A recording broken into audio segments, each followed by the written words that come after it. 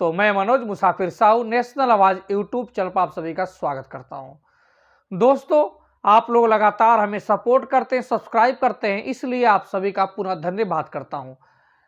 उत्तर प्रदेश की राजधानी में आज लखनऊ में माननीय राष्ट्रीय अध्यक्ष समाजवादी पार्टी श्री अखिलेश यादव जी ने एक ऐसे व्यक्ति को समाजवादी पार्टी में शामिल कराया जो व्यक्ति उनके परिवार के सदस्य को चुनाव में हरा चुका है।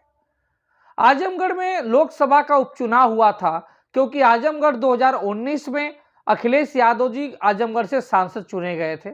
बाद में जब वहां पे 22 में इलेक्शन हुआ तो 22 में इलेक्शन के बाद वो विधानसभा का भी चुनाव लड़ते हैं। वो विधानसभा का चुनाव जीत जाते हैं मैनपुरी के करहल सीट से। चुनाव जीतने के बाद अब डिसीजन लेना पड़ता है कि या तो वो विधायक रहें या तो सांसद रहें, तो उन्होंने सांसद से इस्तीफा दे दिया।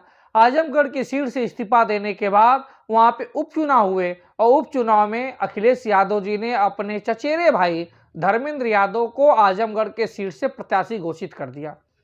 भारतीय जनता पार्टी ने धर्मेंद्र यादव के खिलाफ दिनेश लाल यादव उर्फ निरहुआ बिरहा और भोजपुरी गायक को सामने खड़ा कर दिया। अब ग्लैमर के वजह से निरहुआ चुनाव जीत जाते हैं, लेकिन जीतने के बाद जब एनालिसिस किया जाता है तो देखा यह जाता है कि धर्मेंद्र यादव निरहुआ से मात्र 8,500 वोट से चुनाव हारे थे। मतलब निरहुआ आजमगढ़ उपचुनाव में सिर्फ 8,500 वोट से चुनाव जीता था, जबकि बहुजन समाज पार्टी बसपा बहन मायावती जी की पार्टी से शाह आलम उर्फ गुड्डू जमाली जो एक बड़े बिल्डर हैं, बड़े व्यवसायी हैं, वो चुनाव लड़े और लगभग 2.5 लाख वोट पा गए।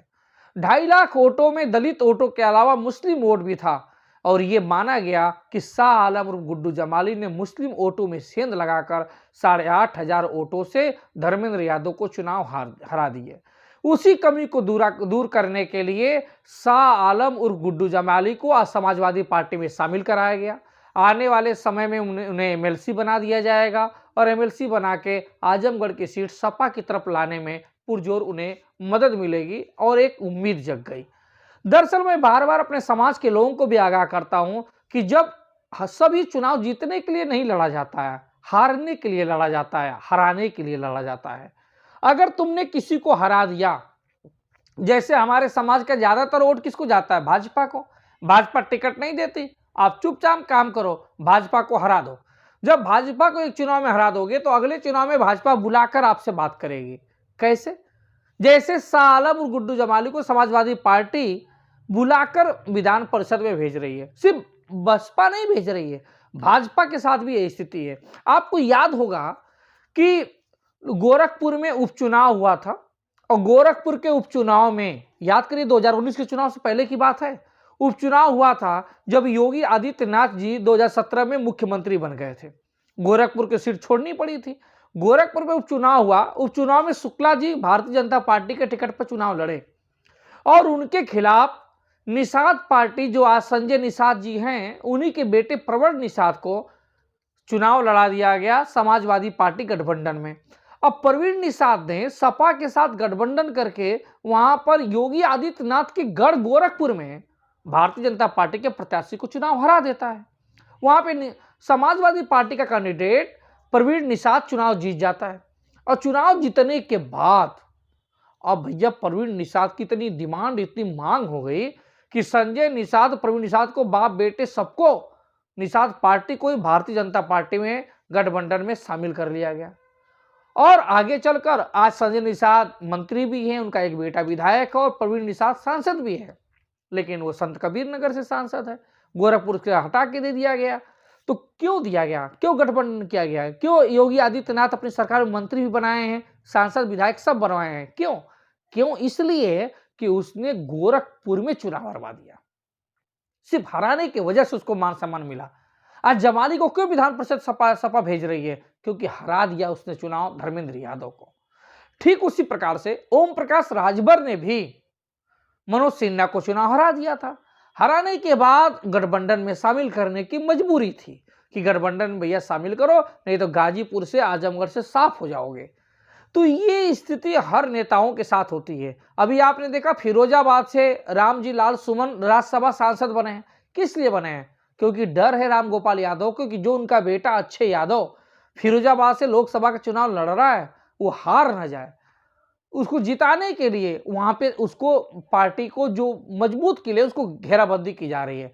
बदायूं से भी यही स्थिति है, बदायूं से चुनाव ना हार जाए, इसलिए ऐसे जो हरा रहे हैं उनको अपने पार्टी में शामिल करो, उनको किसी को एमएलसी बनाओ, किसी को विधायक का टिकट दो, किसी को लोकसभा को दो, किसी को कहो कि सरकार आएगी तो तुमको आयोग में रखेंगे। इस तरह से रखना पड़ता है, लेकिन हमारे समाज के लोग हराते नहीं हैं, नतमस्तक होकर सपोर्ट समर्थन करते हैं और उसी का परिणाम है कि उनको मिलता कुछ नहीं है।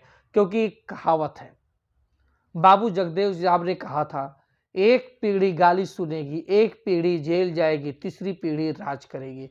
ठीक उसी प्रकार से मैं मनोज मुसाफिर कहता हूं कि अगर आप चाहते हो जीतना तो पहली पीढ़ी को आपको सबको हराना पड़ेगा। जब हरा दोगे, 2-4 चुनाव में हरा दोगे, तो देखना तुमको बुलाकर वो टिकट देंगे, और टिकट देंगे ही नहीं, तुमको योग्य पद भी देंगे, मंत्री भी बनाएंगे।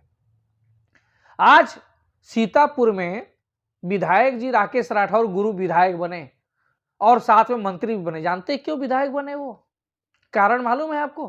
क्योंकि वहां पे दूसरे जो राकेश राठौर थे, उन्होंने भारतीय जनता पार्टी के नाक में दम कर दिया था। नाक में दम करने के कारण ही सीतापुर में भारतीय जनता पार्टी एक राठौर को लड़ाने के लिए विवश हो गई। अगर वो नाक में दम ना करते तो किसी को टिकट नहीं मिलता और कोई मंत्री बन भी ना पाता। ये होती है ताकत। इसी ताकत को आपको समझने की जरूरत है। धन्यवाद।